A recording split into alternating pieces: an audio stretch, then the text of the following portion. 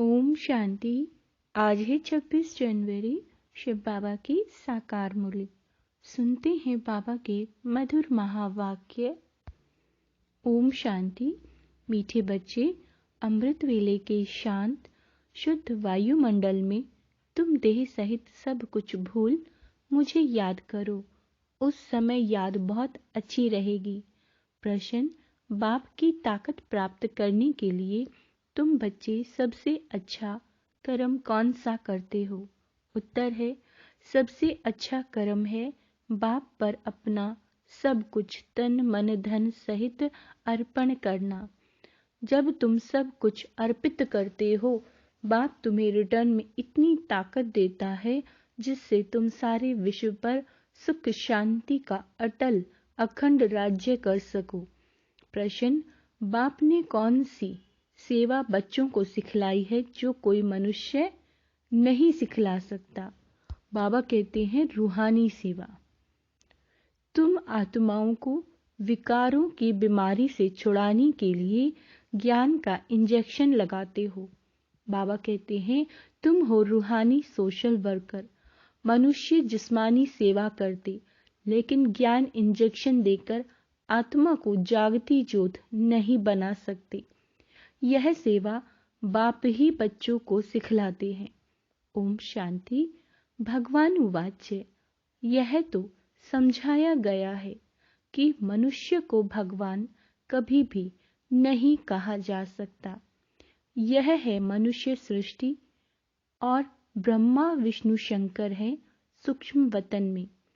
बाबा कहते हैं, शिव बाबा है आत्माओं का अविनाशी बाप। विनाशी शरीर का बाप तो विनाशी है। विनाशी शरीर का बाप तो विनाशी है, यह तो सब जानते हैं। पूछा जाता है कि तुम्हारे इस विनाशी शरीर का बाप कौन है? आत्मा का बाप कौन है? आत्मा जानती है वह परम धाम में रहते हैं।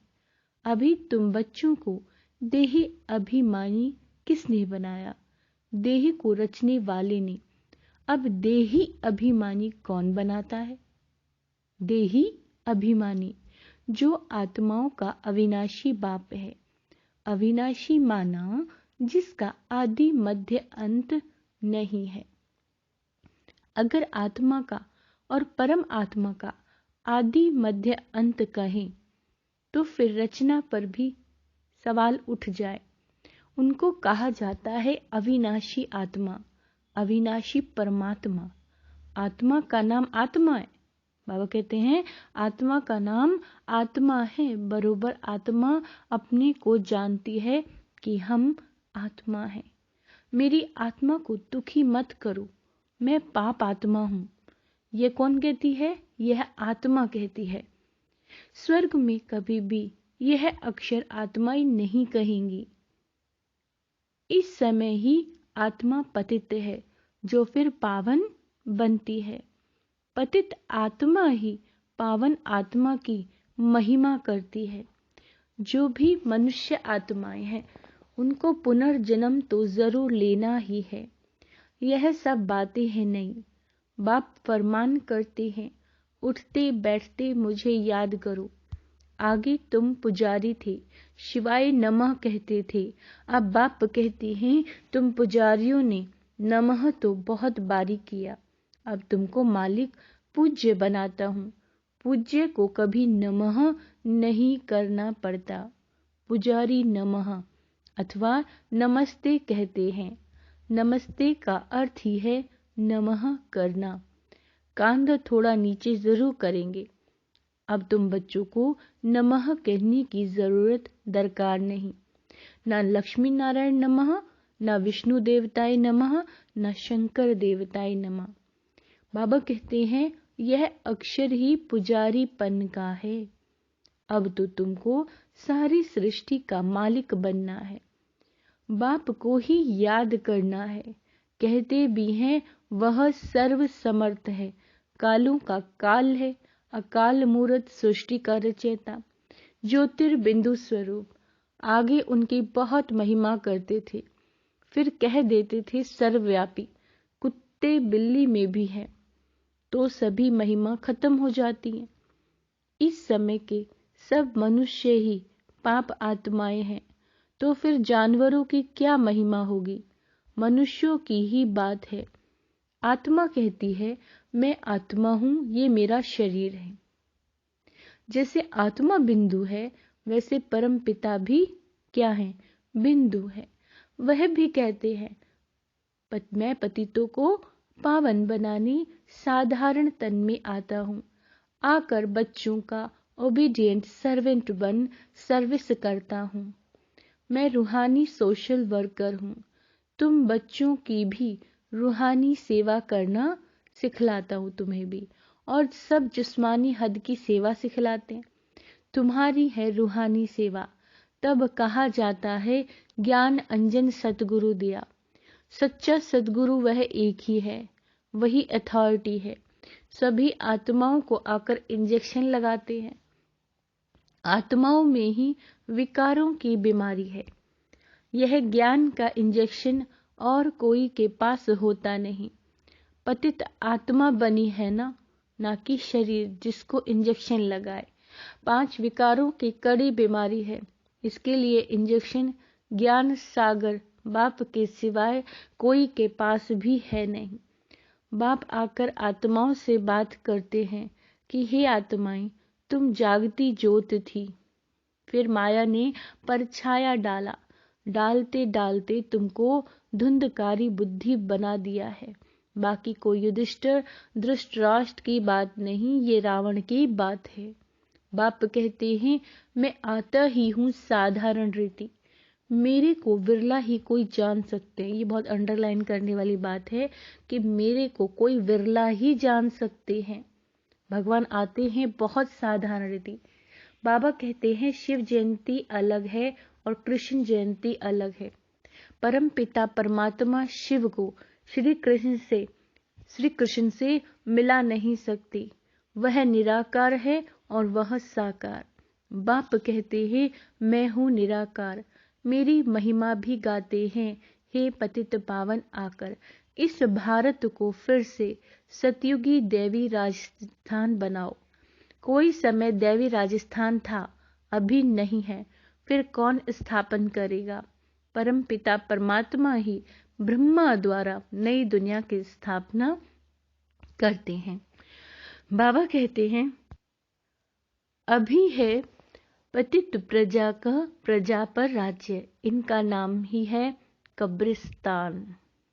क्या बोला बाबा ने, इसका नाम है कब्रिस्तान। माया ने खत्म कर दिया है। अब तुमको देह सहित देह के सब संबंधियों को भूल मुझ बाप को याद करना है। शरीर निर्वाह अर्थ कर्म भी भल करो। जो कुछ समय मिले तो मुझे याद करने का पुरुषार्थ करो। यह एक ही तुमको युक्ति बताते हैं।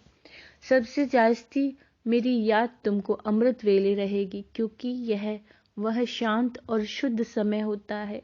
उस समय ना चोर चोरी करते हैं, ना कोई पाप करते हैं, ना कोई विकार में जाते हैं। सोने के टाइम सब शुरू करते हैं। उसको कहा जाता है घोर तमो प्रधान रात। अब बाप कहते हैं बच्चे पास्ट इज पास्ट, भक्ति मार्ग का खेल पूरा हुआ। अब तुमको समझाया जाता है ये तुम्हारा अंतिम जन्म है। यह प्रश्न उठ नहीं सकता कि सृष्टि की वृद्धि कैसे होगी। वृद्धि तो होती ही रहती है। जो आत्माएं ऊपर हैं उनको नीचे आना ही है। जब सभी आ जाएंगे तब विनाश शुरू होगा। क्या कहा बाबा ने, जब सब आ जाएंगे आत्माएं परमधाम से नीचे तब विनाश शुरू होगा। फिर नंबर वार सबको जाना ही है। ये भी बहुत गहरी बात है जो बाबा ने बोली है कि सब एक साथ नहीं जाने वाले हैं, न दुनिया में आए एक साथ हैं न जाएंगे एक साथ। सभी नंबरवार आए हैं और सभी को बाबा कहते हैं फिर नंबरवार सभी को जाना ही है। गाइड सबसे आगे होता है ना। बाबा को कहा जाता है लिबरेटर, पतित पावन। पावन दुनिया है ही स्वर्ग। उनको बाप के सिवाय कोई बना न सके। अब तुम बाप की श्रीमत पर भारत की तन मन धन से सेवा करते हो। गांधी जी चाहते थे परंतु कर ना सके। ड्रामा की भावी ऐसी थी जो पास्ट हुआ।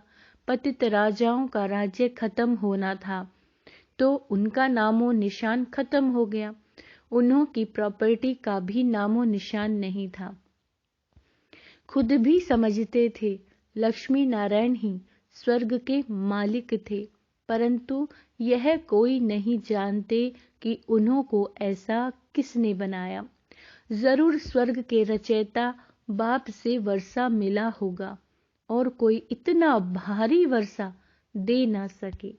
ये बातें कोई शास्त्रों में नहीं है। अंडरलाइन, जो भी बातें बाबा बता रहे हैं ये बातें किसी भी शास्त्र में नहीं हैं। गीता में है, परंतु नाम बदल दिया है। कौरव और पांडव दोनों को राजाई दिखाते हैं, परंतु यहाँ दोनों को राजाई नहीं है। यहाँ दोनों को राजाई नहीं है। अब बाप फिर से स्थापना करते हैं, तुम बच्चों को खुशी का पारा चढ़ना चाहिए। अब नाटक पूरा होता है, हम अब जा रहे हैं। हम स्वीट होम में रहने वाले हैं। वो लोग कहते हैं फलाना पार निवारण धाम गया, वह ज्योति ज्योत में समा गया अथवा मोक्ष को पाया।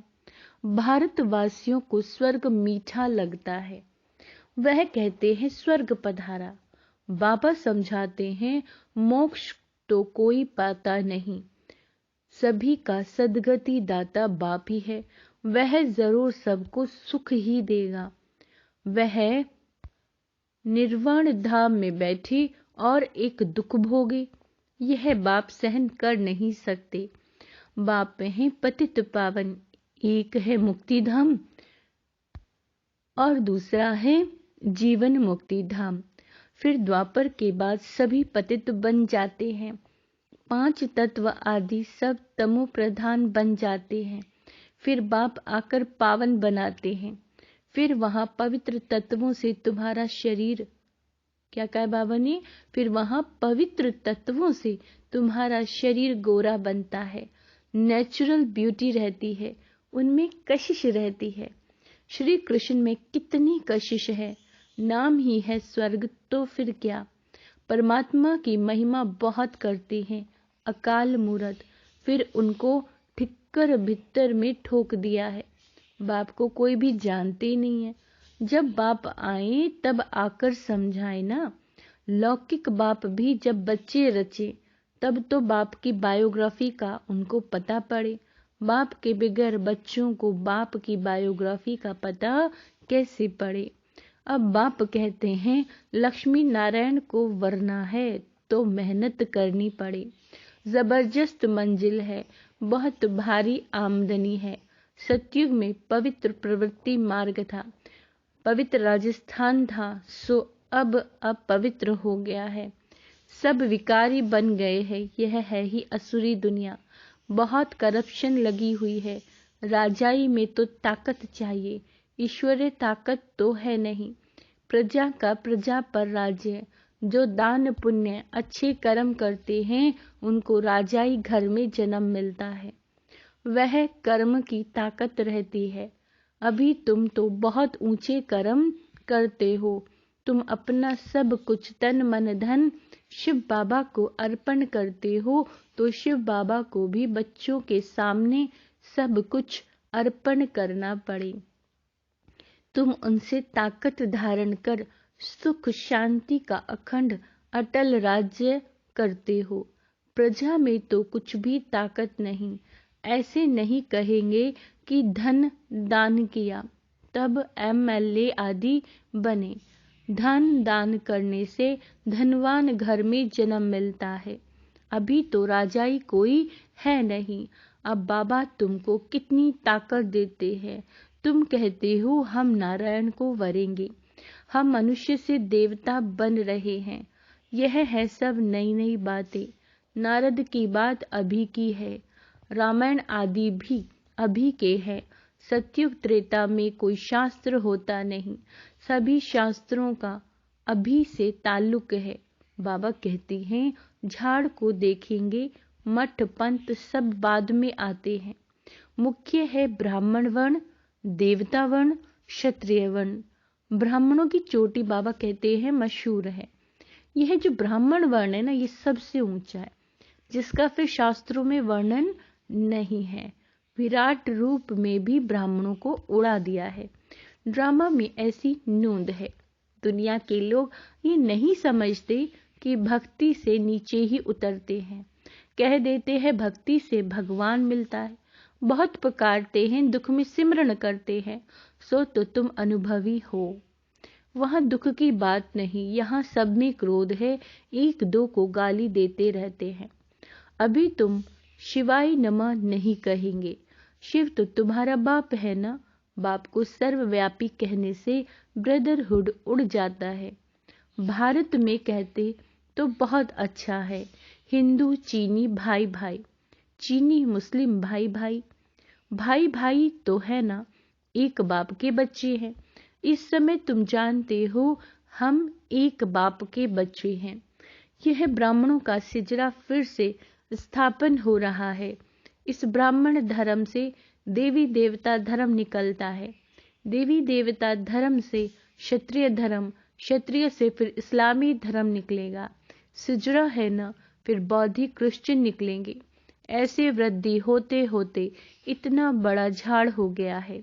यह है बेहद का सिजरा। बाबा कहते हैं वह है हद का।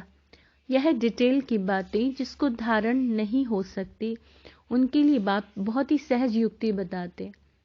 जिनको ये बातें धारण नहीं हो पाती हैं, उनके लिए कि मीठे बच्चे, बाप को और वर्षे को याद करो तो स्वर्ग में जरूर आ जाएंगे, है ना। बाकी उच्च पद प्राप्त करना है तो उसके लिए तो पुरुषार्थ करना है। यह तो तुम बच्चे जानते हो। शिव बाबा भी तुमको समझाते हैं, यह बाबा भी समझाते हैं। वही हमारी तुम्हारी बुद्धि में है। भले हम शास्त्र आदि पढ़े हुए हैं, परंतु जानते हैं इन सब से कोई भगवान नहीं मिलता। बाप समझाते हैं, मीठे मीठे बच्चे, शिव बाबा को और वर्षे को याद करते रहो। बाबा आप बहुत मीठे हो, कमाल है आपकी। ऐसे ऐसे महिमा करनी चाहिए बाबा की। कैसे? बाबा आप बहुत मीठे हो, आपकी कमाल है। तुम बच्चों को ईश्वरीय लॉटरी मिली है, अब मेहनत करनी है ज्ञान और योग की। इसमें जबरदस्त प्राइज मिलती है, तो पुरुषार्थ करना चाहिए। अच्छा, मीठे मीठे सिक्के लदे बच्चों प्रति बाप दादा का याद प्यार और गुड मॉर्निंग। रूहानी बाप की रूहानी बच्चों को नमस्ते। हम रूहानी बच्चों के रूहानी बाप दादा को याद प्यार, गुड मॉर्निंग, नमस्ते मीठे बाबा, शुक्रिया बाबा, शुक्रिया। धारणा के लिए मुख्य सार।